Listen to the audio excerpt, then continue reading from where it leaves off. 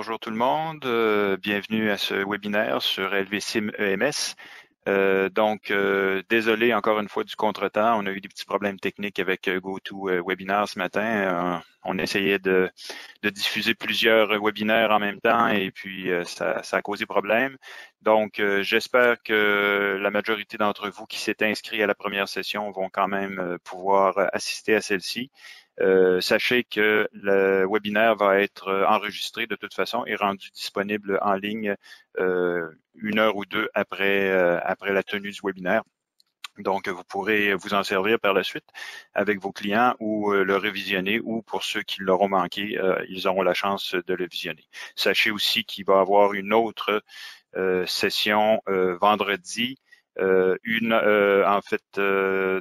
dépendant du fuseau horaire dans lequel vous êtes, il va être 13 heures, je crois, pour le Maghreb et 14 heures pour la France. Il va y avoir un autre séminaire vendredi en français.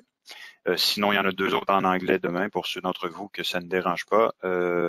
Si vous êtes intéressé par ces webinaires en anglais, vous pourrez me le faire savoir et on pourra vous faire parvenir les invitations. Pour l'instant, vous n'avez reçu que les invitations pour les événements francophones. On est rendu à 23 personnes en ligne sur les 74 qui s'étaient inscrites.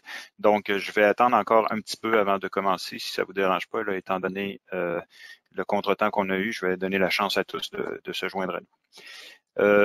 Sachez qu'à tout moment, je vais en profiter pour vous parler un petit peu de l'interface, si c'est votre première occasion à utiliser GoToWebinar. Donc, si vous regardez dans votre panneau de contrôle à la droite normalement de votre écran, vous allez voir que vous avez différents contrôles, dont celui de, surtout dans votre cas, de pouvoir poser des questions et pouvoir chatter, donc nous écrire dans la boîte de chat pour qu'on puisse répondre à vos questions. Vous comprendrez qu'avec un nombre élevé de participants et la tâche de faire la présentation, je ne pourrais pas répondre aux questions au fur et à mesure qu'elles sont posées. Et c'est pourquoi j'ai demandé à mon collègue François-Xavier Bellil de se joindre à moi pour la présentation. Donc, lui, il va avoir le rôle de modérateur. Malheureusement, on t'entend toujours pas, FX. Ouais, tu as un problème avec ton audio, là. Donc, François-Xavier va surtout avoir le rôle justement de contrôler les échanges, de vérifier les questions qui sont posées et à l'occasion, je vais prendre des pauses pour demander est-ce qu'il y a des questions et à ce moment-là, François-Xavier pourra me transmettre vos questions pour qu'on puisse y répondre. Donc, encore une fois, le nombre de participants continue à augmenter, donc je vais attendre un peu. Est-ce que c'est mieux maintenant? Oui, là, on t'entend bien. Parfait.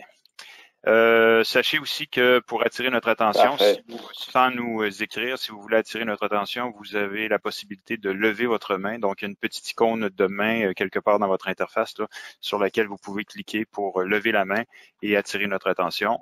C'est une autre façon d'interagir avec nous. Et finalement, il y a aussi une possibilité de répondre à des sondages que je vais vous envoyer. Je vais retester la fonctionnalité aujourd'hui avec vous.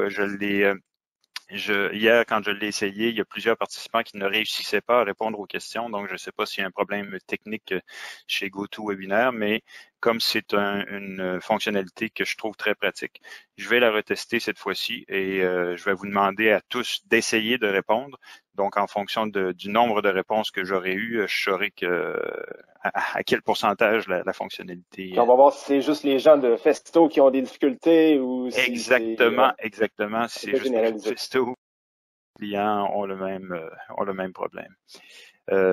Donc d'ailleurs, en attendant que les gens finissent de se joindre, je vais vous envoyer un premier petit sondage qui va me permettre de vérifier votre niveau de connaissance actuel. Donc, vous allez avoir un dialogue qui apparaît à votre écran. Tout simplement, cliquez sur le bouton qui correspond à votre réponse et ça va être de façon anonyme, évidemment. Les résultats vont être compilés ici. Alors, pour l'instant, je ne vois pas de réponse qui rentre, donc c'est pas très bon signe. Ça semble, encore une fois, pas très bien fonctionner, cette interface.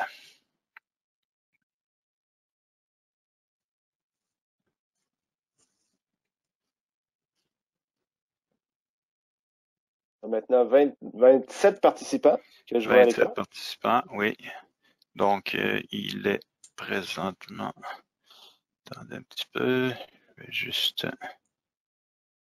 Ça, c'est bon.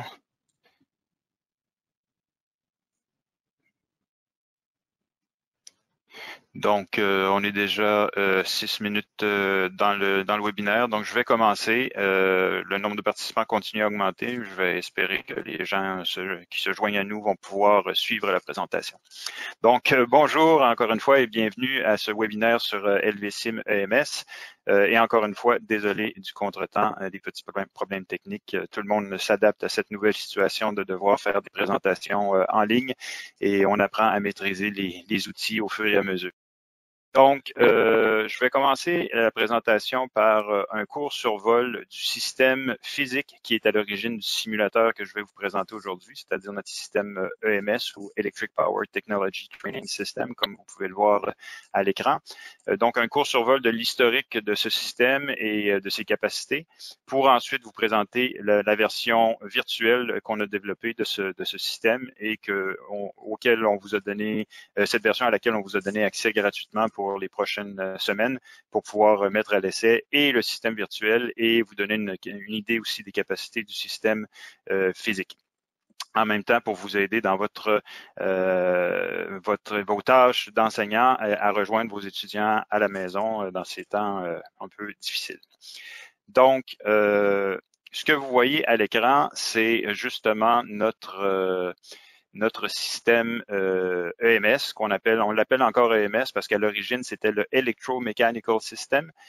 Aujourd'hui, c'est un système qui permet d'enseigner beaucoup plus que l'électromécanique, mais on l'appelle encore souvent comme ça. Le vrai nom du système aujourd'hui, c'est le Electric Power Technology Training System parce que justement, il permet d'enseigner tout ce qui touche à l'énergie électrique. Donc, comme vous voyez, c'est un système très modulaire. On a une console dans laquelle on va venir insérer différents modules en fonction de l'exercice qu'on veut faire, que ce soit des modules de transistors de puissance, IGBT, de thyristors, de diodes, des transformateurs, des modules de charge inductive, capacitive, résistive, un module de bloc d'alimentation totalement en bas à gauche, des moteurs, etc., etc. Donc, en fonction de l'exercice qu'on a à faire, on va insérer dans la console les modules dont on a besoin. On va les relier avec des fils, comme vous pouvez voir, pour réaliser le circuit qu'on a à faire. Et on va pouvoir mettre ça en fonction avec notre bloc d'alimentation. Et vous voyez à gauche de la console qu'il y a un ordinateur avec à l'écran l'interface de notre logiciel qui permet d'afficher toutes les données expérimentales qui sont acquises, dont on fait l'acquisition dans le vrai système. Donc, ça nous permet de visualiser ces données-là et ça nous permet aussi de contrôler le comportement du système. Donc, l'information voyage dans les deux sens avec l'ordinateur, du système vers l'ordinateur pour transmettre les données relevées et de l'ordinateur vers le système pour en contrôler le comportement. Donc, ça, c'est le système physique EMS. Comme vous pouvez le voir sur cette diapo, ici, le système vient en différents formats, donc dépendant du nombre de modules dont vous avez besoin dans votre laboratoire. Vous allez pouvoir acheter des consoles de différents formats, des consoles mobiles sur roulette ou sur table, mais dans tous les cas, les capacités du système sont évidemment exactement les mêmes. Donc, ce système-là a une très longue histoire. En fait, la première version de ce système-là a été construite à la fin des années 50, en 1957, quand un professeur de génie électrique de l'Université Laval a décidé de fonder une compagnie pour construire des systèmes de laboratoire pour enseigner l'électromécanique. À l'origine, c'était seulement ça, c'était pour enseigner les machines tournantes, génératrices, moteurs. Mais au cours, vous comprendrez, des 60 années qui ont suivi, le système a évolué énormément et on a rajouté beaucoup de sujets au sujet de base électromécanique qui peuvent être enseignés avec ce système-là. Et c'est pourquoi maintenant on l'appelle le Electric Power Technology Training System, enseigner tout ce qui touche à la puissance électrique, à l'énergie électrique. Donc, ce que vous voyez à l'écran, c'est justement l'arbre de cours des différents sujets qui peuvent être touchés avec ce système-là. Donc, dans le haut, vous voyez qu'on commence avec les cours les plus fondamentaux, les connaissances les plus fondamentales, les circuits de puissance CC, les circuits CA monophasés, puis triphasés, À droite, les transformateurs monophasés, triphasés. Dans le haut, on a aussi les énergies renouvelables, l'énergie solaire, énergie éolienne, les batteries, acide plomb, nickel, métal hydride. Ensuite, on introduit les concepts d'électronique de puissance, CC, CA monophasé, CA triphasé. À l'aide de ces connaissances-là et des connaissances en énergie renouvelable, on peut enseigner la production d'énergie résidentielle, donc comment produire l'énergie et la gérer dans une installation résidentielle. On introduit aussi toutes les notions d'entraînement moteur à fréquence variable, d'entraînement moteur CC, qui sont basées sur les notions en électronique de puissance, bien sûr. Et du côté droit, on touche à tout ce qui a trait à la transmission, la distribution de l'énergie électrique, les lignes de transmission, la protection du réseau électrique à l'aide de protection numérique, comme vous pouvez voir. Et finalement, tout au bas de l'arbre, on retrouve les notions les plus avancées qui sont les notions de Smart Grid, donc les technologies HVDC, SVC, STATCOM et Smart Grid, un nouvel ensemble qu'on a rajouté qui couvre toutes ces technologies-là et la façon d'utiliser ça de façon à maximiser l'utilisation de l'énergie électrique dans le réseau. Donc, ce que vous voyez là, ce sont l'ensemble des cours disponibles sur le système physique. Là, maintenant, aujourd'hui, je vais vous présenter notre système, la version virtuelle de ce système-là qui a été développé il y a quand même quelques années et qui ne couvre malheureusement pas tous les cours que vous voyez là.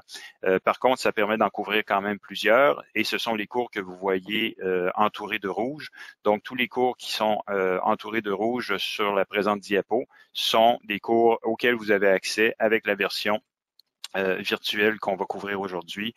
Donc, qu'on parle de moteur CC à aimant permanent ou moteur CC à excitation séparée, les batteries acide plomb, les transformateurs monophasés, triphasés, les machines tournantes, CC et CA et la correction de facteurs de puissance. Donc, sans plus tarder, on va aborder notre simulateur, le LVSIM EMS, pour lequel vous avez reçu tous, si j'ai bien compris, la majorité d'entre vous avez déjà reçu la licence gratuite qu'on rend disponible d'ici le mois de juillet pour vous permettre d'expérimenter et aussi pour vous aider dans votre tâche d'enseignant dans donc, avant que je commence à parler du simulateur comme tel, est-ce qu'il y a des premières questions? Christian, il y avait quelques personnes qui avaient des difficultés techniques vers les 10h, 10h06. Ça s'est peut-être arrangé. J'ai écrit aux personnes en particulier à savoir si c'était mieux maintenant. Il n'y a pas de questions en soi sur ta présentation.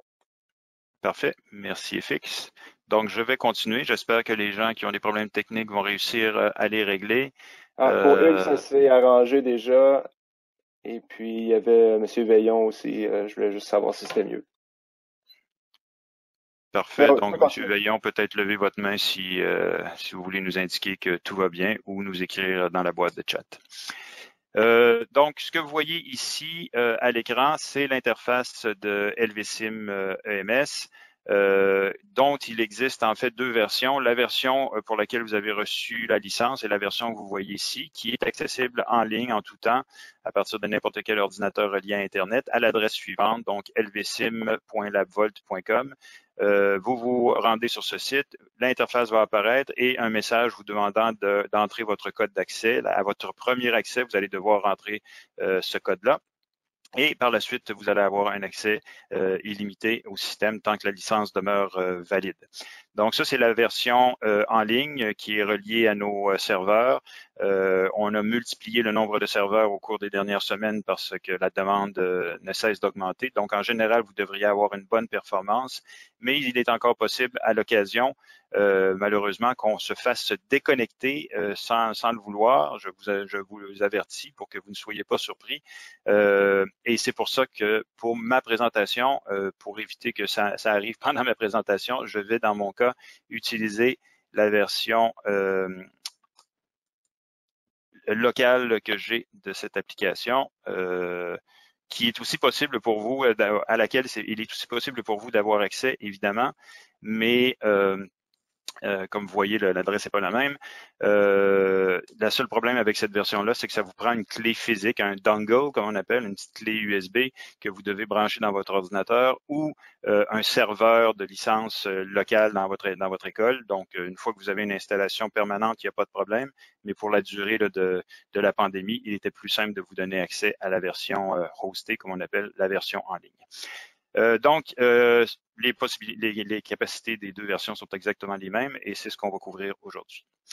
Donc, maintenant que je vous ai présenté le système physique, vous allez reconnaître ici la console dans laquelle on vient insérer les modules. Et du côté gauche, on a le bandeau qui nous permet d'avoir accès à tous les modules qui sont disponibles dans cette version virtuelle. Encore une fois, la liste de modules n'est pas complète par rapport au système physique, mais vous en avez, comme vous voyez, quand même un bon échantillon. Donc, on va tout de suite commencer à monter un circuit pour pouvoir réaliser que le système fonctionne bien. Et sachez que ce que je vais vous montrer, ce sont des exemples finalement tirés d'exercices qui sont déjà entièrement développés pour vous dans nos manuels. Et ces manuels-là sont tous disponibles dans l'interface ici. Je vais y revenir un peu plus tard, plus en détail, mais sachez tout de suite que ici, si vous allez dans le menu, vous avez accès à tous nos manuels et exercices ici, ce qui vous permet d'avoir accès immédiatement là, à la théorie et aux expériences qui sont pré-écrites pour vous et vous pouvez distribuer ça à vos étudiants pour leur en faire profiter, comme on verra à la fin je verrai comment utiliser ça dans votre enseignement à la fin de la présentation. Je vais d'abord vous faire une présentation des capacités techniques du logiciel. Donc, on veut se faire un circuit de puissance, d'énergie électrique. On va commencer avec un bloc d'alimentation qu'on va venir chercher ici. Ah oui, en passant, quand vous lancez votre logiciel pour la première fois, il est possible qu'il ne soit pas la langue de votre choix. Donc, sachez que vous pouvez venir modifier la langue ici. Comme vous voyez, on prend en charge 3 langues, le français, l'anglais.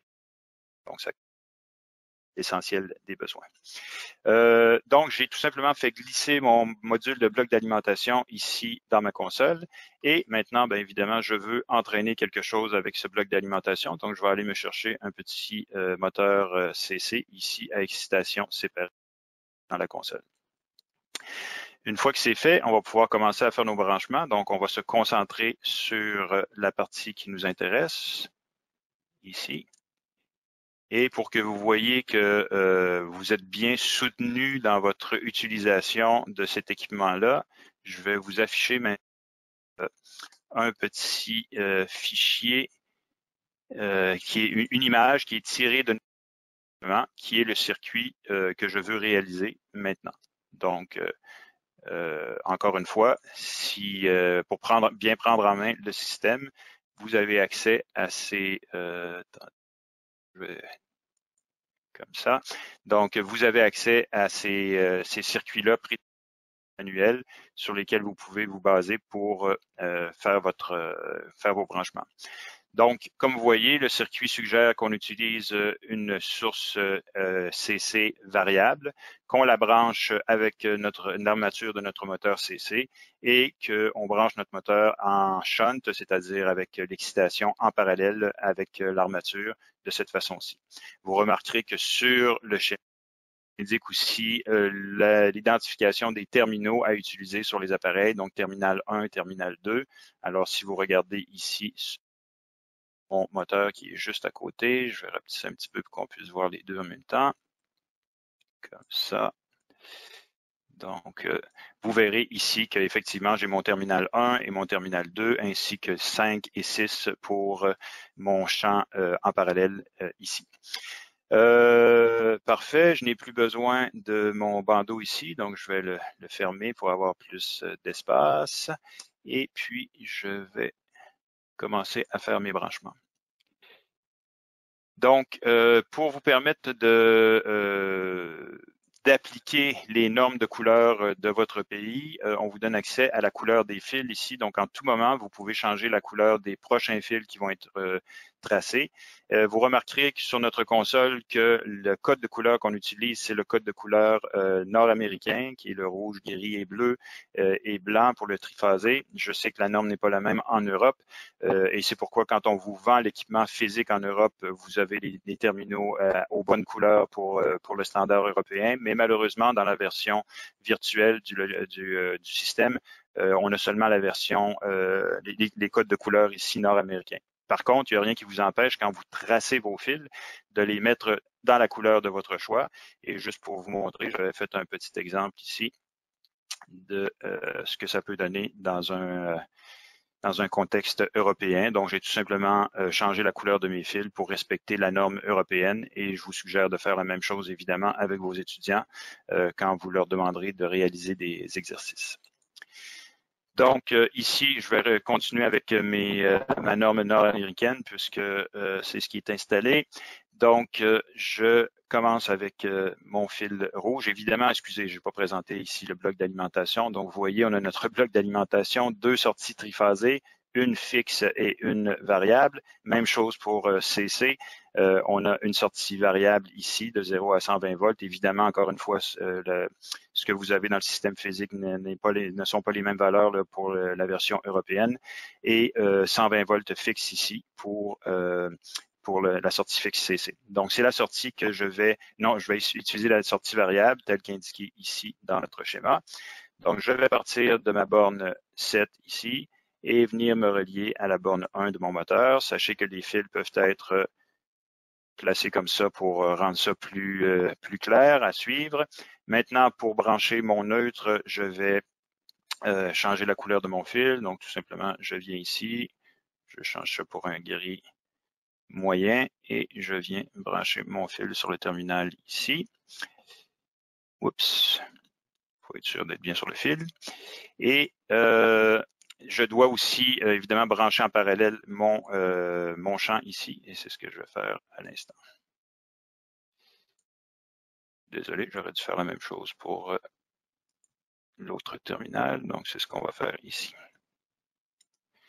Donc vous voyez, tout simplement, je viens de brancher mon moteur en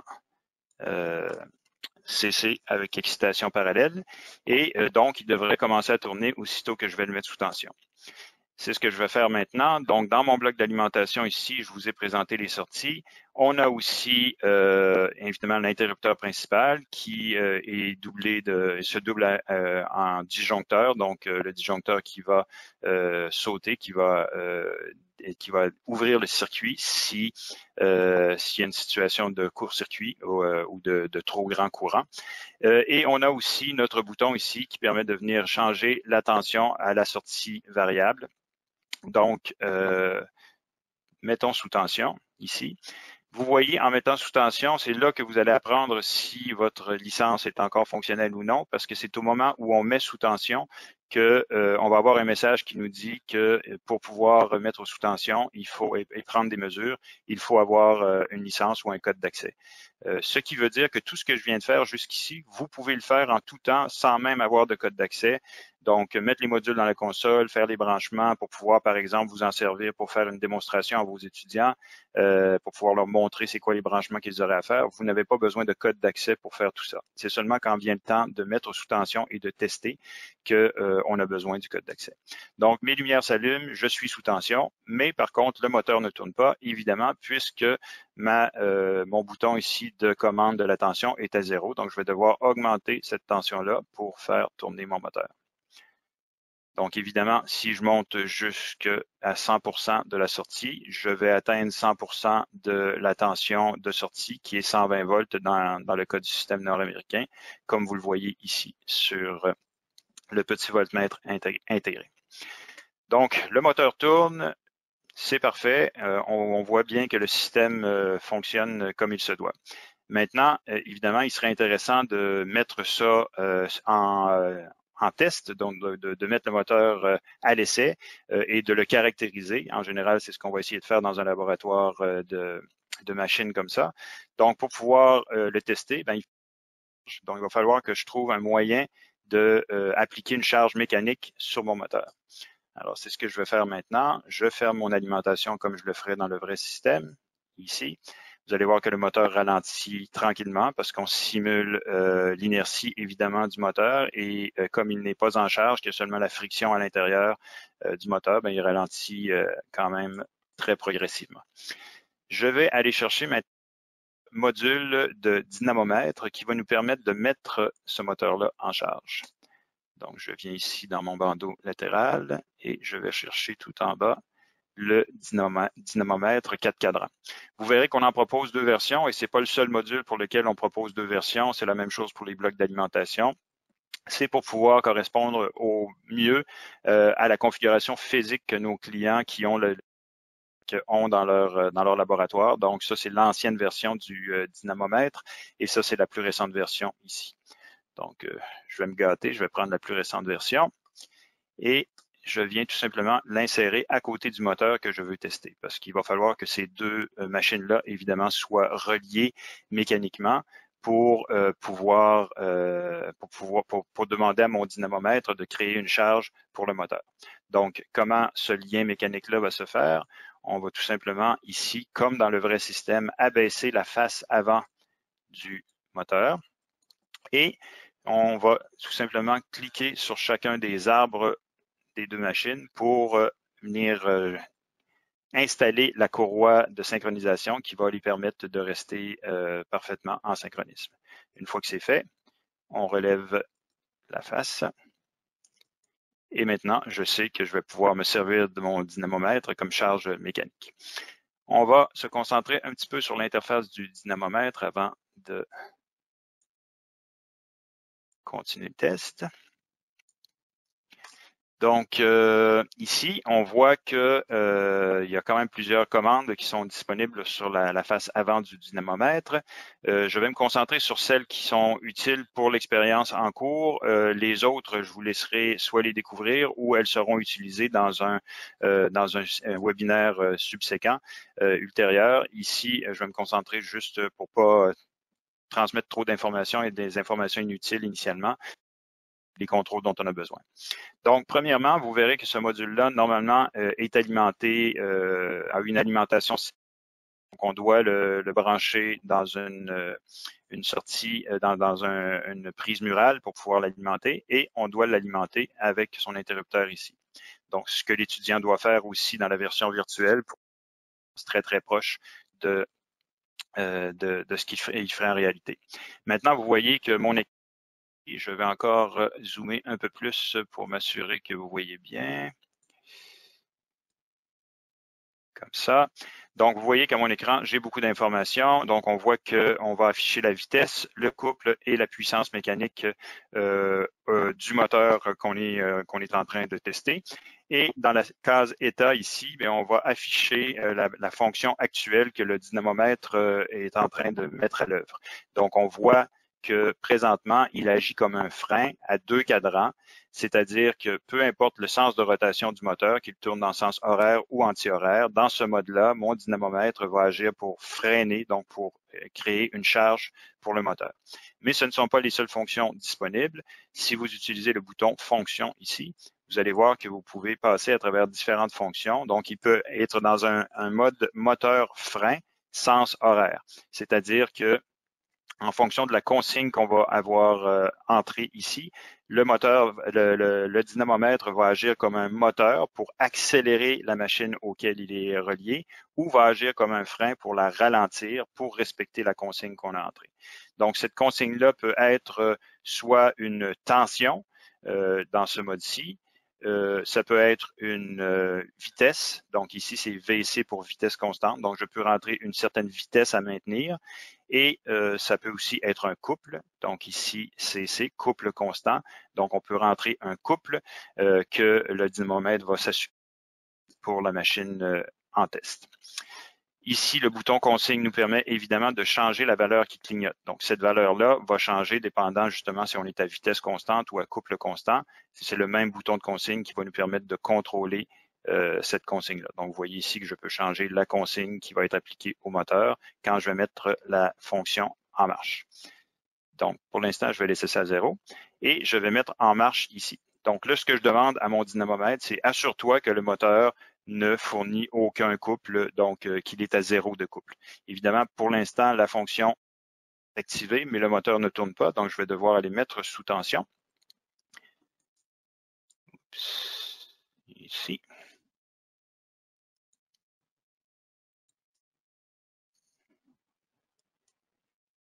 Donc, on va mettre sous tension. Excusez-moi, je vais m'ajuster pour que vous voyez tous bien. On met le moteur sous tension ici. Et on voit que maintenant, mon dynamomètre m'affiche la vitesse de rotation présentement du moteur, 1554, une puissance de 0 et un couple de 0. Évidemment, la puissance est de 0 puisque le couple est de 0, c'est-à-dire que présentement, le dynamomètre aide le moteur pour lui fournir, pour s'assurer qu'il est à 0, donc pour combattre la friction, il lui fournit un léger couple qui fait que sur l'arbre du moteur, il y a un couple nul et c'est ce que mon dynamomètre m'affiche. Maintenant, si je vais encore zoomer un petit peu plus pour être sûr que vous voyez bien. Si je change la consigne de couple ici, on va voir qu'en augmentant le couple, c'est-à-dire en freinant mon moteur, on va voir que la vitesse du moteur va commencer à baisser. Attendez un petit peu, qu'est-ce qui se passe? Je suis bien en... Ah non, excusez, je suis pas dans la bonne fonction. Oups, je suis pas dans la bonne fonction. Donc, je vais arrêter ça. Je sais pas comment j'ai fait ça, là. Ici, je suis dans le mode frein, c'est ce que je voulais. Donc, je remets en marche. Désolé. Donc, on voit ici que si je mets ma consigne à 0, en fait, comme mon dynamomètre est programmé pour agir seulement comme un frein, il me dit, ben là, je peux pas freiner le moteur présentement, mais le moteur fournit déjà un couple de 0.258 Nm pour combattre la friction interne. Donc, c'est l'information que j'ai. Maintenant, si je augmente ma consigne de freinage pour dépasser la valeur de 0.258, là, on va commencer à freiner le moteur et vous allez voir que effectivement la vitesse du moteur baisse pendant que la puissance mécanique augmente.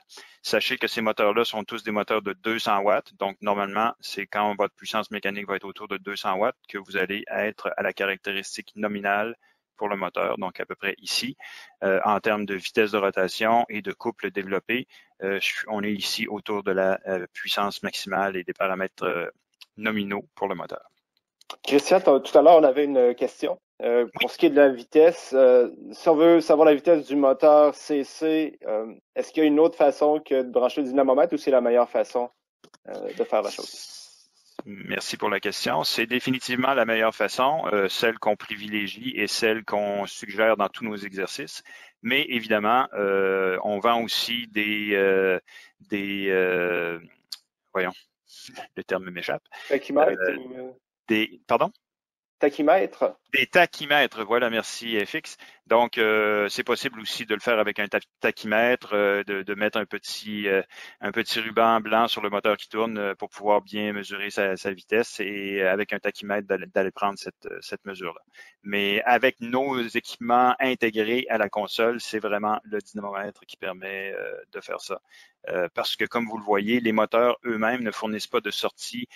Chacun des modules de moteur n'est pas équipé, par exemple, d'un encodeur d'arbre pour nous fournir sa propre vitesse, parce qu'on sait qu'en général, les clients vont avoir le dynamomètre pour le mettre sous charge. Donc, seulement le dynamomètre comporte cet encodeur-là qui permet de lire la vitesse de sortie. Donc, la vitesse est affichée ici, mais on va voir justement qu'on peut aussi envoyer cette lecture de vitesse-là à notre module d'acquisition de données qui va nous permettre de la visualiser à l'écran de l'ordinateur. Et c'est d'ailleurs la partie à laquelle j'arrivais. Donc, je vais maintenant rajouter un module d'acquisition de données. On va maintenant vouloir lire tension courant présent dans notre système. Et il y a différentes façons de faire ça. Évidemment, c'est possible de le faire à l'aide de multimètres traditionnels. Donc, que je peux afficher ici.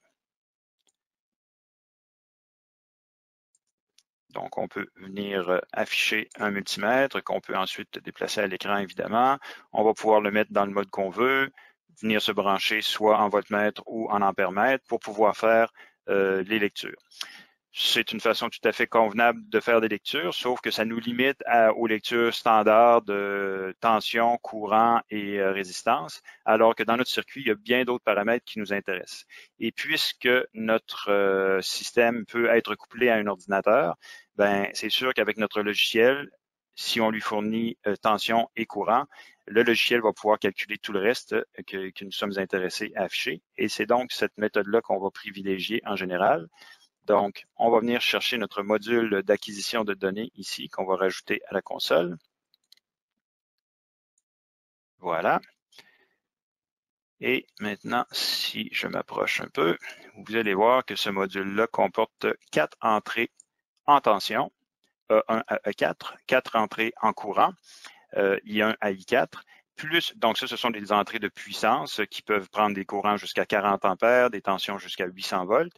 Et on dispose aussi de 8 entrées analogiques basse puissance ici qui vont nous permettre d'aller capter et numériser les entrées de signaux de commande, par exemple, qu'on envoie à nos transistors ou les signaux de vitesse et de couple qui nous proviennent justement de notre dynamomètre. Donc, effectivement, je suis intéressé ici de lire le courant que j'envoie à mon armature. Donc, je vais changer mon circuit légèrement ici pour venir intégrer un ampèremètre dans la lecture. Donc, je vais débrancher ce fil ici et venir, bon, je vais l'annuler pour l'instant, je vais l'effacer tout simplement. Et là, vous voyez, je faisais exprès pour vous montrer ce qui arrive. On a un avertissement ici. Donc, évidemment, comme l'étudiant va en général faire ça de lui-même, sans personne pour l'assister, on veut qu'il prenne de bonnes habitudes et on l'avertit qu'il devrait toujours mettre hors tension avant de faire quelque changement que ce soit à son circuit. Donc, c'est le message que j'ai eu ici. Et pour m'assurer de ça, je vais devoir mettre hors tension ma tension principale ici. Mais vous allez, si je faisais encore une tentative de changement comme ça ici pour m'en aller à mon ampèremètre, vous allez voir que j'ai encore le message parce qu'il y a encore un appareil qui est sous tension dans mon circuit et c'est celui du dynamomètre ici. Donc, je dois aussi mettre ça sous tension pour ne pas avoir l'avertissement. Parfait. Donc, je pars de ma source, je m'en vais à l'entrée de mon ampèremètre. De là, je vais sortir pour m'en aller à mon armature ici. Et je vais brancher aussi en parallèle à la source mon voltmètre ici pour pouvoir lire la tension de sortie. Donc, je vais venir me brancher ici en parallèle. Et aussi avec ce fil-là, et vous allez voir que la couleur d'un fil peut être changée après l'avoir tracé, tout simplement en venant sélectionner la nouvelle couleur qu'on veut, comme ça ici. Donc, parfait, mais mon ampèremètre et mon voltmètre sont branchés, donc maintenant, je vais pouvoir avoir des lectures. Ce module-ci est le module d'acquisition de données est un module électronique, donc évidemment, il a besoin d'être alimenté. Et pour ce faire, on va venir chercher l'alimentation 24 volts dont il a besoin dans notre bloc d'alimentation ici. On a une sortie exprès pour ça, 24 volts, qu'on vient brancher pour alimenter notre moteur et on met sous tension ici. Donc, vous voyez que maintenant, pas notre moteur, je m'excuse, notre module d'acquisition de données, vous voyez que maintenant que le module d'acquisition de données est alimenté. Parfait. Normalement, dans le vrai système, il faudrait que l'étudiant branche par un câble USB cette sortie-là à l'ordinateur. Mais là, évidemment, ici, tout est intégré. Donc, ce branchement-là n'est pas... C'est à peu près le seul branchement qu'on n'oblige pas à faire dans le simulateur qu'il faudrait faire dans la vraie vie. Donc, maintenant, on est en position d'observer tous les signaux. Tout ce qu'il nous reste à faire, c'est d'utiliser un des outils disponibles pour visualiser ces signaux-là. Donc, vous verrez qu'on met à votre disposition différents outils, un oscilloscope, des cadrans, un analyseur de vecteurs, de phaseurs, un analyseur d'harmonique, même un synchroscope. Donc, il y a plusieurs de ces outils-là que je n'utiliserai pas aujourd'hui, qui feront l'objet d'un webinaire ultérieur la semaine prochaine. Mais pour ce webinaire-ci, on va se contenter de regarder nos cadrans, ce qui est déjà pas mal parce qu'on vous donne accès à beaucoup de données avec ces cadrans-là.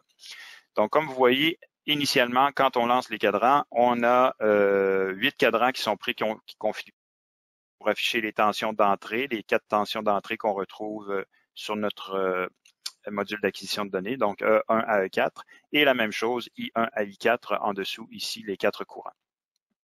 vous verrez que par défaut, les cadrans sont configurés pour afficher des tensions et des courants CA. Donc, assurez-vous, si vous mesurez du CC, comme c'est le cas ici, de cliquer ici sur ce bouton pour passer en mode CC. De plus, puisque je n'aurai pas besoin de tous ces multimètres ici parce que j'ai seulement les entrées E1 et I1 qui sont branchées, je vais pouvoir mettre hors tension tous ces autres cadrans qui ne me seront pas utiles. Et puis, sachez aussi que chaque cadran peut afficher ses données soit en format numérique comme ceci ou en format analogique, tout simplement en cliquant sur l'affichage. On peut passer d'un mode à l'autre. En mode analogique, on a soit la valeur 0 à gauche ou la valeur 0 centrée, dépendant de ce qu'on veut mesurer. Et si on veut retourner en mode numérique, on clique tout simplement sur l'affichage numérique ici. Finalement, chacun de ces cadrans-là est préconfiguré pour afficher ce que vous voyez, mais c'est aussi possible de changer ce qui est affiché dans n'importe quel cadran en cliquant sur le titre ici du cadran, le bouton titre, et vous voyez qu'on vous donne accès aux tensions, courant, puissance, rendement, impédance, facteur de puissance, fréquence, énergie, l'intégrale de puissance, le couple, la vitesse et le déphasage. Donc, pour chacune de ces options-là que vous sélectionnez, vous devez évidemment indiquer au logiciel à partir de quelle tension et de quel courant vous voulez mesurer, par exemple, la puissance. Donc, on vous propose toutes les combinaisons possibles d'entrée de tension et de courant.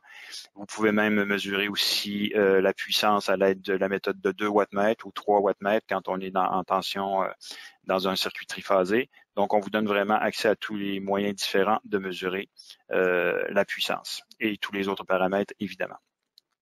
De plus, quand vous sélectionnez puissance, je vais revenir à tension ici parce que j'ai besoin de ma lecture en tension, mais ici, vous voyez, j'ai un cadran qui est déjà configuré pour afficher la puissance. Donc, mesurer à partir de la tension 1 et du courant 1, la puissance électrique. Vous voyez que par défaut, on affiche la puissance active, mais il suffit que je clique sur ce bouton ici pour afficher la puissance réactive ou la puissance apparente. Encore une fois, je n'insisterai pas là-dessus parce que ça sera le sujet, le facteur de puissance sera le sujet d'un prochain webinaire la semaine prochaine, mais vous voyez que vous avez accès à ces options-là ici. Et finalement, ici, on voit qu'on a aussi des cadrans qui nous permettent d'afficher le couple et la vitesse du moteur que je vais mettre sous tension ici. Et je vais aussi les déplacer. Attendez un petit peu. Je me rappelle jamais sur quel bouton je dois cliquer pour déplacer. Ah, peut-être que c'est pas possible dans la version virtuelle.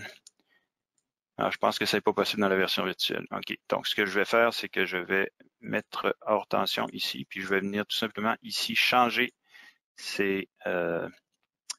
donc, je vais venir demander d'afficher le couple ici. Et ici, oups, excusez, la vitesse, comme ça. La vitesse, on a le choix de faire la lecture à partir des entrées de l'encodeur AB ou de l'entrée analogique Analog Input 8, qui est la vitesse. Je vais prendre ça. Voilà. Christian, est-ce que je peux te demander à nouveau sur quelle icône on a appuyé pour faire apparaître cette fenêtre avec les appareils de mesure? Sur l'icône qui est juste ici, l'icône des cadrans. Sinon, vous avez toujours accès au menu Instruments et vous les avez tous listés ici. Donc, vous avez le raccourci de la barre d'outils où vous avez le menu qui donne toute la liste des instruments. Donc, ici, c'est ce qu'on appelle appareil de mesure. Ce sont les cadrans qui sont là. Merci pour la question. Bon, et vous voyez que là, ma fenêtre de cadran prend beaucoup trop d'espace pour rien. J'ai pas besoin de tous ces cadrans-là. Donc, on peut changer aussi l'affichage ici en changeant l'agencement. Je peux dire que j'ai besoin seulement de 2 colonnes par 3 lignes. Et voilà, ma fenêtre est redimensionnée automatiquement. Parfait. Donc, on va pouvoir commencer à mettre ça à l'essai. Christian, on me demande le schéma que tu as à droite. C'est tiré de où? Est-ce que c'est à même LVC-MEMS ou c'est tiré d'un manuel? C'est tiré d'un manuel, comme je l'expliquais d'entrée de jeu. Donc, ici, dans l'aide, je vais vous les montrer un petit peu plus tard à la fin de la présentation. On a accès à tous nos manuels et exercices ici, et ce schéma-là est tiré d'un de nos manuels, le manuel qui traite des machines CC. Donc, voilà, je m'excuse parce que là, moi, je ne le vois plus à cause de l'interface de GoToWebinar, je ne vois plus le circuit que je vous affichais là.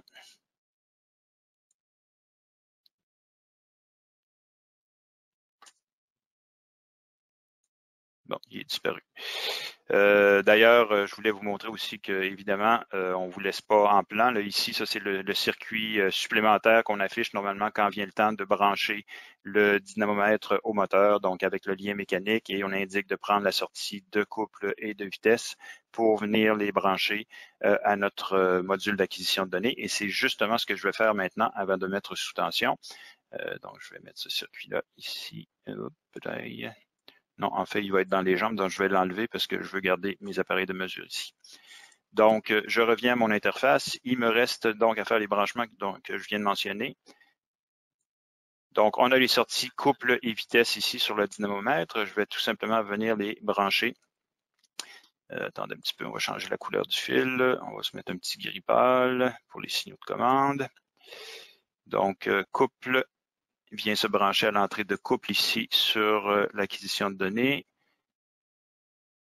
et vitesse, et finalement le ground analogique.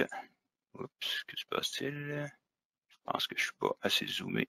On va se rapprocher un petit peu.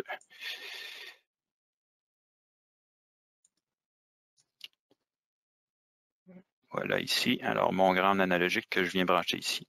Donc, si je zoome ici un peu plus sur notre module d'acquisition de données, vous allez voir qu'on a des entrées. Bon, je vais enlever le fil ici.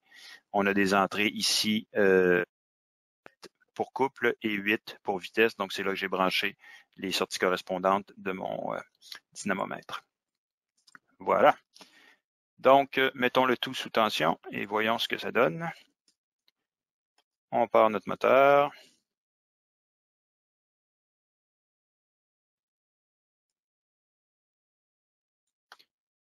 On vient alimenter notre dynamomètre ici. On est en mode frein, mode marche. Que se passe-t-il? Le moteur. Ah ben oui, parce que le fil que j'avais débranché tantôt n'est plus branché. Donc, ça vous permet de voir que le système, c'est vraiment un simulateur qui analyse tous les signaux qui circulent. Donc, le fil que j'ai débranché tout à l'heure, mon fil de champ ici, n'est plus branché. Donc, c'est sûr que mon moteur ne fonctionne pas. Donc, je vais mettre hors tension. Oui. Ah bon, oui, on a même eu un court-circuit. Donc, vous voyez ici, réenclenchement, la lumière est allumée, le disjoncteur a sauté parce qu'on a présentement un court-circuit dans notre schéma. Où ai-je créé un court-circuit, par exemple? Ça. Ici, c'est bon. Mon voltmètre est ici en parallèle avec la source. Curieux. Oui, évidemment. On va revenir à du rouge ici.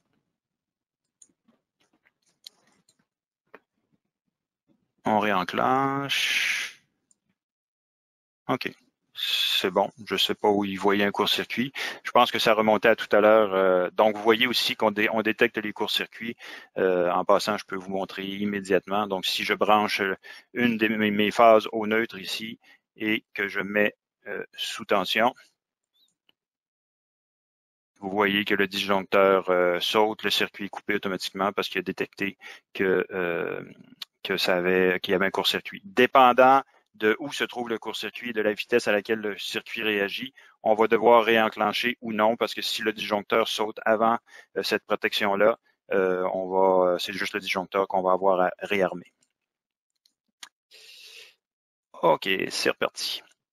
Donc maintenant, le moteur est sous tension. Je vais pouvoir regarder ce qui se passe avec mes cadrans ici. Donc, vous allez voir que les cadrans, pour l'instant, n'affichent rien parce qu'on doit indiquer au logiciel qu'il faut rafraîchir l'affichage. Donc, on clique sur le bouton ici pour une régénération continue et on a la lecture de tous nos paramètres. Donc, vous voyez qu'on voit notre tension, le courant, la puissance électrique dans ce cas-ci, le couple et la vitesse du moteur qui, évidemment, reflète la valeur qui est affichée ici sur dynamomètre parce que c'est lui qui envoie ces données-là au logiciel ici pour l'afficher sur l'écran de l'ordinateur. Évidemment, si je joue avec la consigne ici, vous allez voir que tous ces paramètres-là changent. Donc, le couple augmente, la vitesse diminue, le courant augmente, etc. C'est parfait. Donc, on est parfaitement en place pour pouvoir faire un exercice complet. Donc, par exemple, on pourrait demander à l'étudiant de nous caractériser le moteur à différents couples.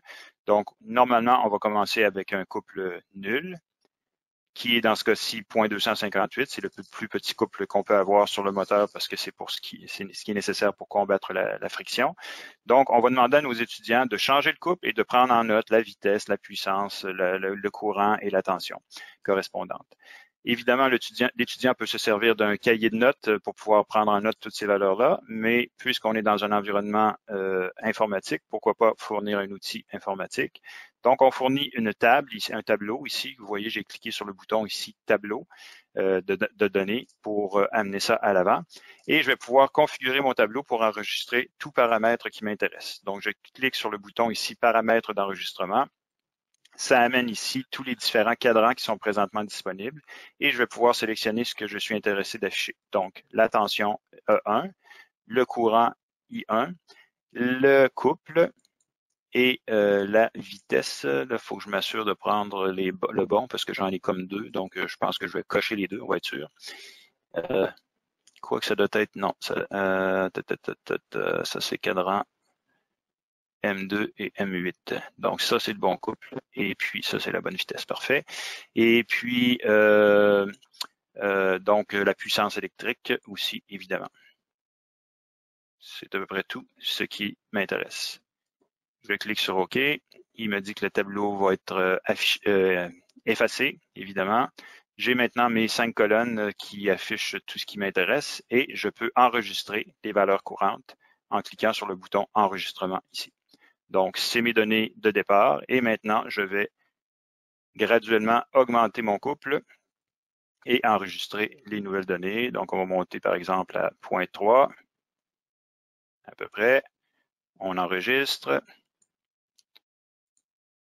0.4. On enregistre, etc.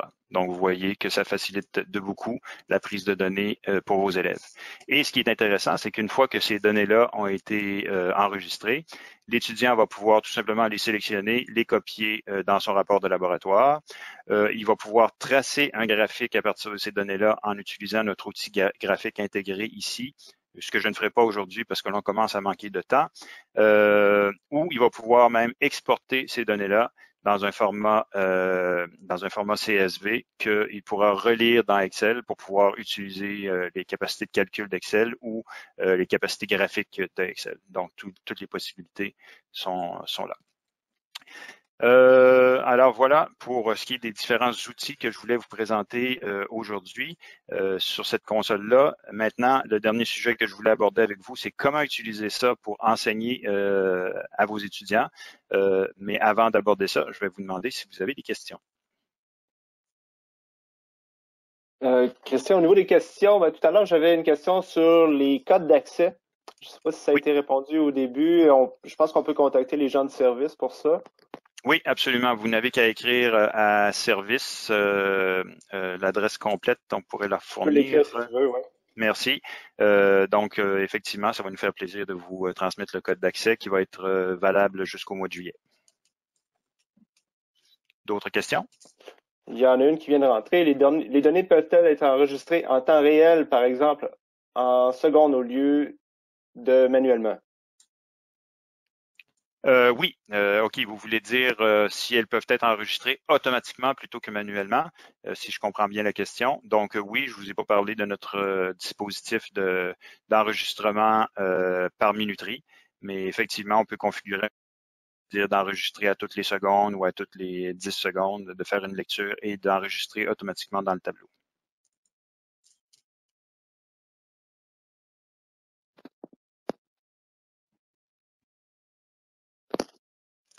Parfait. Je viens d'envoyer, oui, j'ai écrit l'adresse courriel dans la fenêtre de conversation si vous voulez savoir comment écrire à l'équipe de service. Et j'ai une autre question entre-temps qui vient de Orkan. Est-ce que le moteur fait du bruit en simulation? Ça, c'est bien. Ça, c'est bien les questions à Orkan. Non, malheureusement, on n'a pas poussé la simulation jusque-là, Orkan. Puis je pense que c'est pour le bénéfice des utilisateurs. Pas que nos moteurs physiques soient sûr que quand on a 6 consoles qui fonctionnent en même temps dans le laboratoire, non plus, ce qu'on ne transmet pas, c'est l'odeur du moteur surchauffé qu'on a sur le système physique. Donc ça, c'est les limites de la virtualisation.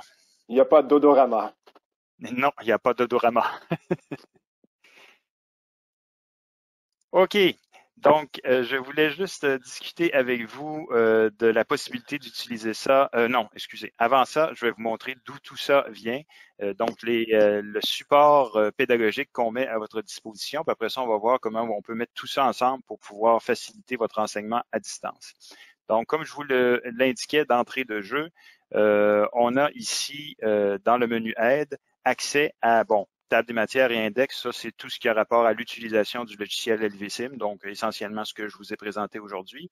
Mais manuel et exercice, c'est ce qui donne accès à tous nos manuels, pour lesquels nos manuels de cours pour lesquels le simulateur peut être utilisé. Donc, vous voyez ici que la liste des manuels apparaît, Power Factor Correction, AC Transmission Lines.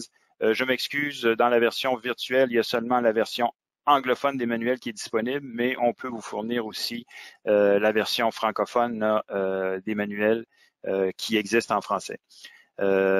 Ici, Power Circuits and Transformers, AC/DC Motors Engine, donc les machines CC, les machines CA, les circuits CC, le moteur CC à aimant permanent, etc., etc. Donc, comme vous pouvez voir, on vous indique l'ensemble des sujets et des exercices disponibles. Vous remarquerez qu'à certains endroits, il y a un petit point d'exclamation. C'est tout simplement pour vous indiquer que certaines étapes d'un exercice ne peuvent pas être accomplies dans la version virtuelle pour des raisons soit de virtualisation, parce que ça demanderait une interaction physique avec le système, ou parce que c'est une fonctionnalité qui n'a pas été implémentée dans la simulation, dans l'environnement virtuel, mais la majorité des cas, l'ensemble des exercices là est réalisable avec ce système-là. Donc, pour vous donner un exemple du type de soutien dont vous pouvez bénéficier, je vais aller dans le manuel sur les moteurs CC et CA, qui correspond finalement à ce que j'ai fait aujourd'hui. Et vous remarquerez que l'unité 2 traite justement des moteurs et des génératrices CC. Donc, je vais me rendre dans le manuel immédiatement à l'unité 2 en faisant une petite recherche pour que ça aille plus vite. Donc, je m'en vais à l'unité 2 immédiatement qui apparaît dans la table des matières à quelques reprises et finalement, voilà, j'arrive au début de mon unité. Donc, vous allez voir que dans tous nos manuels, ils sont tous construits de la même façon. Pour ceux d'entre vous qui ont déjà eu accès à notre système physique, vous voyez que ce sont les mêmes manuels qui viennent avec le système physique. Donc, on présente la théorie qui va être mise à l'essai dans le laboratoire. Alors, comment un moteur CC fonctionne à l'aide de plusieurs illustrations très claires. Aimant permanent, les moteurs à aimant permanent, les principes de fonctionnement des génératrices, ce qu'on obtient comme tension à la sortie. Puis, ça, c'est l'introduction de l'unité. Puis, on rentre dans les exercices comme tels. Donc, le premier exercice traite du moteur CC à excitation séparée. Donc, encore une fois, on traite de la théorie, les équations requises pour calculer le torque, le couple et la vitesse, et ce qu'on peut s'attendre à avoir comme performance de vitesse en fonction du courant. Et finalement, on arrive dans la procédure de laboratoire très détaillée, étape par étape. L'étudiant peut suivre ça étape par étape pour faire ses branchements dans le simulateur aussi bien que sur le système physique pour réaliser l'exercice. En fait, comme vous avez vu, notre simulateur est tellement proche du système physique que pratiquement toutes les étapes qui apparaissent ici doivent être faites telles quelles dans le simulateur. Il y a quelques petites différences, comme par exemple quand on demande de brancher le câble USB à l'ordinateur, ben là, évidemment, cette étape-là doit être sautée parce qu'elle n'existe pas dans l'environnement virtuel. Mais le reste des étapes doit être effectué tel qu'indiqué. Avec les schémas, évidemment, alors vous voyez exactement les branchements que j'ai fait tantôt avec notre ampèremètre, notre voltmètre, le moteur CC.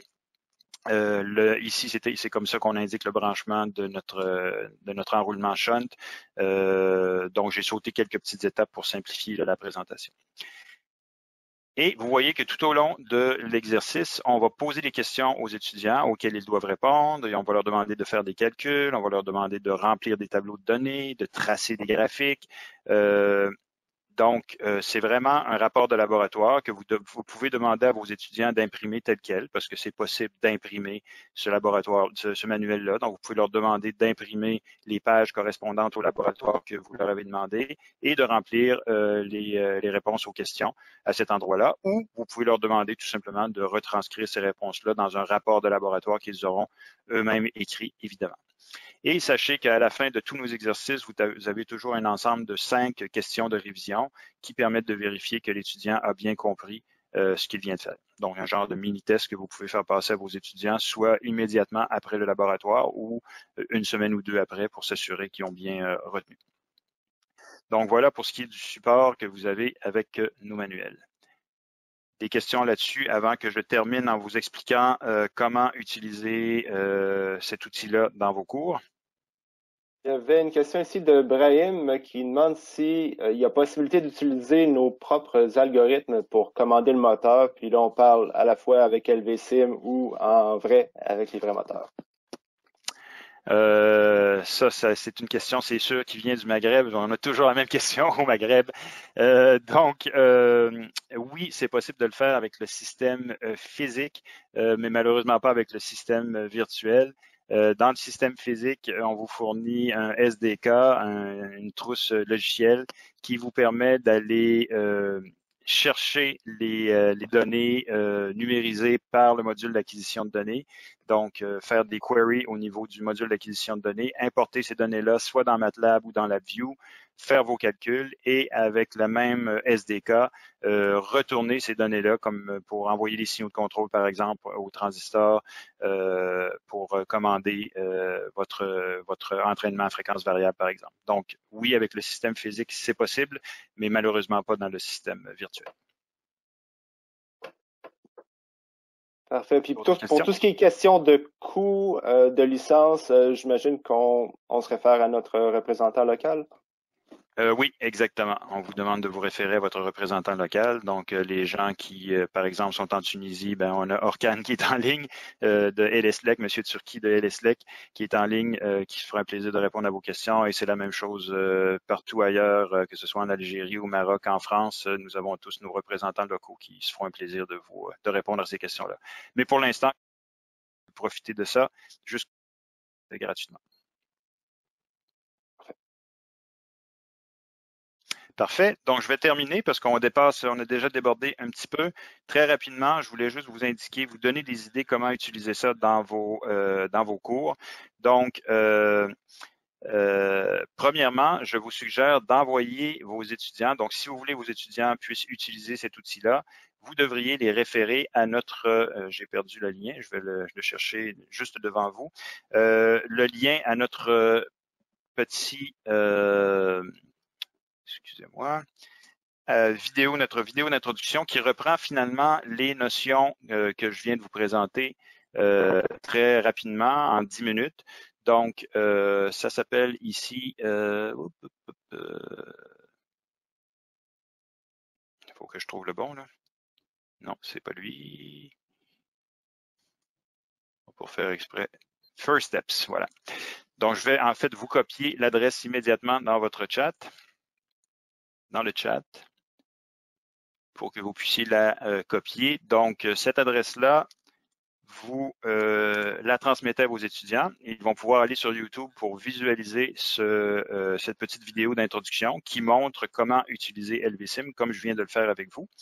Ça prend seulement 10 minutes, c'est très, très succinct. Donc, par la suite, une fois que vos étudiants vont avoir visualisé ça, ils vont pouvoir l'utiliser et vous allez pouvoir, avec eux, vous servir du logiciel pour donner vos cours. Donc, je vous suggère, moi, si j'avais enseigné ça, j'ai déjà été enseignant pendant de nombreuses années, donc je sais exactement ce à quoi vous faites face à devoir donner ces cours à distance. Si je devais me servir de ce logiciel-là pour donner des cours, étudiants à un webinaire ou à une présentation en ligne comme on le fait présentement, dans laquelle je leur présenterai la théorie du cours à l'aide des manuels qu'on vous fournit ou de vos propres manuels. Et en appui de ça, évidemment, je me servirai du simulateur de LVSIM pour leur montrer que ce qu'on obtient en réalité correspond bien à la théorie. Donc, je ferai un montage comme ça, je me mettrai mon moteur en charge, je leur indiquerai ce qu'on obtient comme résultat. Donc, finalement, je donnerai un cours complet, la théorie et la pratique, comme si j'étais dans la salle de cours avec mon tableau noir et ma console EMS à côté de moi. Ensuite de ça, là, vous allez pouvoir leur assigner des devoirs, leur dire, bon, pour la semaine prochaine, vous me faites l'exercice 2.1 dans tel manuel et vous allez devoir me remettre un rapport de laboratoire qui comprend les réponses à toutes les questions qui sont posées dans l'exercice et aussi qui conclut avec les réponses aux 5 questions de révision qui sont à la fin. Donc, vous donnez ça à vos étudiants, vous leur assignez. Vous savez qu'ils vont avoir accès, vous leur fournissez évidemment le code d'accès que vous avez eu pour le logiciel. Vous savez qu'ils vont pouvoir avoir accès au logiciel de la maison, s'ils ont évidemment une connexion à Internet et un ordinateur à la maison. Et ils vont pouvoir faire leur exercice, remplir le rapport de laboratoire et vous retourner le tout. Mais la dernière chose dont je ne vous ai pas parlé, qui rend ça encore plus intéressant, c'est que vous-même, vous allez pouvoir leur simplifier la vie, si vous voulez, en leur fournissant un point de départ. Donc, plutôt que de leur demander de tout faire à partir de zéro, vous pouvez leur fournir un point de départ. Je vous indique. Alors, une fois que vous avez testé le laboratoire que vous voulez leur faire, comme on vient de le faire, tout fonctionne bien, vous pouvez dire, OK, je vais leur fournir au moins la console déjà chargée. Donc, vous pouvez venir ici dans Édition, demander de retirer tous les fils à fiche banane. Donc, toutes les connexions vont être défaites. Malheureusement, ça ne défait pas les connexions de commande. Là, ça, il faut le faire manuellement. Donc, c'est pas très long. Alors, évidemment, on me dit de mettre hors tension. Voilà. Donc, supprimer. Il y a un petit problème avec ce port-là ici. C'est curieux. On va aller sur l'autre port, là. Voilà. Supprimer et supprimer.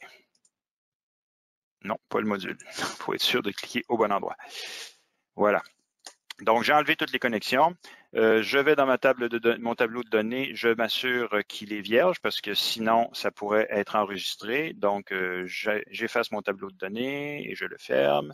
Mes multimètres, je les laisse configurer tels que je l'ai fait, comme ça, avec mes tension courant, vitesse et couple. Je laisse ça comme ça. Et je vais enregistrer la configuration actuelle. Donc, je fais enregistrer. Je donne un nom au fichier, appelons-le exercice. Excusez-moi, je travaille sur 2 ordinateurs en même temps, c'est toujours mélangeant.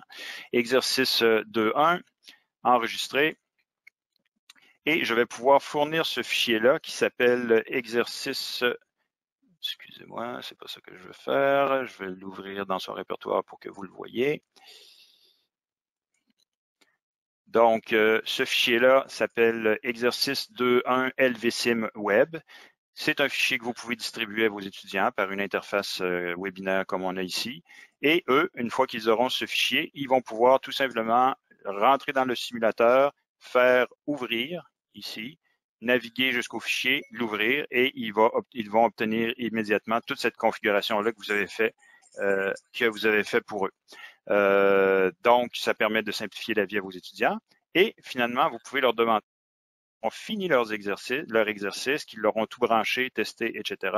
Vous pouvez leur demander de faire la même chose de leur côté, enregistrer, mais cette fois-ci sans effacer les connexions et tous les résultats qu'ils ont dans leur tableau, enregistrer dans le fichier tel qu'on vient de le faire et de vous envoyer ce fichier-là. Donc, ça va vous permettre de vérifier que les étudiants ont fait les bons branchements ou s'ils ont des difficultés, ils vous disent, monsieur, j'arrive pas à faire fonctionner, ils peuvent vous envoyer le fichier ou le faire évidemment de façon live avec vous si vous pouvez vous connecter avec eux pour une session 1 à 1 live pour qu'ils puissent vous montrer ce qu'ils font qui ne fonctionne pas dans leur exercice. Donc, comme vous voyez, on vous rend vraiment disponible un laboratoire dans la maison de chacun de vos élèves et dans la vôtre aussi pour vous permettre d'enseigner et leur permettre de faire des exercices pratiques. Et l'avantage aussi, c'est que, et comme c'est une réplique exacte du système physique, si jamais vous avez ces équipements-là ou éventuellement vous faites l'acquisition de ces équipements-là, vos étudiants vont tout à fait être à l'aise dans l'utilisation des appareils parce que c'est exactement la même chose que le système physique. Des questions là-dessus? Ça semblait assez clair pour l'instant. Je vois pas d'autres questions rentrer pour Parfait. l'instant. Donc, je vais juste conclure en vous disant, en fait, je vais vous envoyer, je vais le réessayer. On a essayé tout à l'heure, ça fonctionnait pas. Je vais vous envoyer un petit sondage auquel je vais vous demander de répondre. La fonctionnalité semble plus ou moins bien marcher là, dans GoToWebinar, donc je vais le faire. Je demande à tout le monde de répondre. Certains d'entre vous, sans doute, ne seront pas capables de cliquer sur une réponse, mais je veux évaluer justement quel pourcentage d'entre vous est capable de répondre. Donc, vous avez maintenant à l'écran une question. Vous cliquez sur une des réponses et je vais voir si je suis capable de récolter vos réponses. Ah, là, ça semble bien fonctionner, là. Ah, ben, j'ai seulement le tiers d'entre vous. 40% d'entre vous ont répondu. Ouais, ton assistant n'a pas réussi encore, Christian. Je pense que l'assistant n'a pas le droit. Ah, OK. Parce qu'il biaiserait les résultats. On est rendu à 48%, donc j'en ai à peu près la moitié. Donc, je vais comprendre qu'il y a à peu près la moitié d'entre vous qui n'êtes pas capable de cliquer sur les réponses. Donc, il y a un problème là, chez GoToWebinar, Webinar avec cette fonctionnalité-là. Là, ça ne fonctionne pas à tout coup. Mais bon, je vais me contenter des réponses que j'ai eues. Je vous remercie. Je vais vous en envoyer un autre. Donc, j'aimerais savoir si vous considérez utiliser cet outil-là dans votre enseignement. Évidemment, ça n'a pas à être seulement dans les prochaines semaines. C'est un outil qui pourrait aussi vous être utile au retour en classe à l'automne.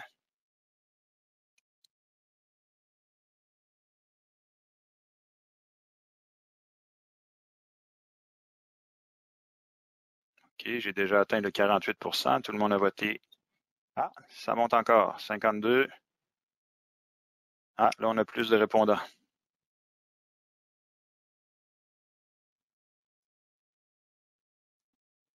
Parfait, je vous remercie. Et finalement, je vous en soumets, en fait, avant de vous soumettre le dernier, je vais conclure sur le sujet. Donc, voilà ce que je voulais vous présenter aujourd'hui. Sachez que la semaine prochaine, il va y avoir d'autres de ces webinaires-là qui vont utiliser LVSIM, mais ce sera pour les gens, c'est-à-dire ceux qui ont déjà assisté à la présentation d'aujourd'hui ou de cette semaine, parce que là, on va se servir du logiciel pour enseigner des notions et non pas pour apprendre à utiliser le logiciel. Donc, il y aura un webinaire sur le contrôle de facteur de puissance, la régulation du facteur de puissance, et aussi un autre sur la synchronisation d'une génératrice synchrone avec le réseau électrique, pour vous montrer encore une fois les capacités du logiciel. Ça va vous permettre d'introduire certains autres outils qu'on n'a pas utilisés aujourd'hui, mais surtout, ça va vous permettre de voir comment on peut se servir du logiciel, de l'environnement virtuel pour donner des cours à vos élèves.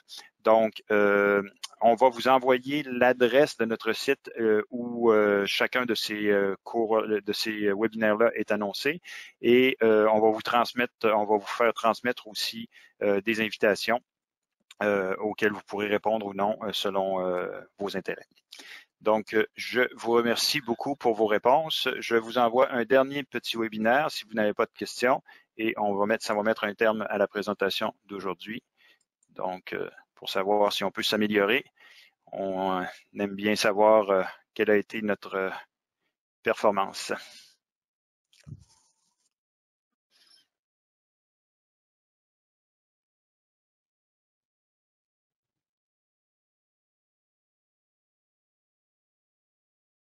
Vous avez tous reçu mon adresse courriel dans l'invitation, donc je vous invite fortement à m'écrire si vous avez des suggestions d'amélioration au niveau de la présentation ou des sujets à couvrir, etc. Nous sommes entièrement ouverts. On est comme vous, on est confinés à la maison. Normalement, on serait sur le terrain avec vous pour faire ces présentations-là. On se contente de le faire virtuellement comme ça, en attendant que les frontières soient réouvertes. Donc, s'il vous plaît, communiquez avec nous. Ça nous fait plaisir de vous entendre et de vous répondre. Alors, si vous n'avez pas d'autres questions pour aujourd'hui, je vais vous remercier encore une fois de votre participation. Je vais remercier FX qui a fait un super modérateur pour toute la séance. En fait, je pense que je vais devenir accro puis je vais demander toujours de t'avoir à mes côtés. Et puis, je vous souhaite un bon week-end si on se revoit pas d'ici le week-end et à la semaine prochaine, j'espère de vous revoir en ligne pour les prochains webinaires. Merci.